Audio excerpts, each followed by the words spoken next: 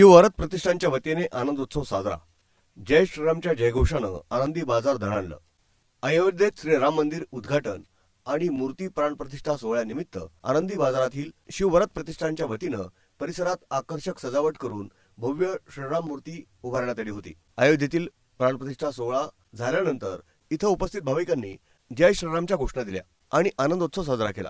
श्रीरामाच्या मूर्तीचं सर्वधर्मीय नागरिकांच्या वतीनं पूजन करून आरती करण्यात आली।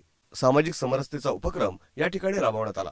माजी नगरसेवक किशोर डागवाले यांच्या संकल्पनेतून झालेल्या या कार्यक्रमाला कारसेवक ज्येष्ठ नेते अंबादास पंधाडे, भालचंद्र सावेडकर, ज्ञानेश्वरी भंडारी यांचा विशेष सन्मान करण्यात आला। यावेळी किशोर डागवाले म्हणाले की माझे गुरु अंबादास पंधाडे हे 1990 साली आपल्या जीवाची पर्वा न करता अयोध्येत कारसेवा करण्यासाठी गेले होते।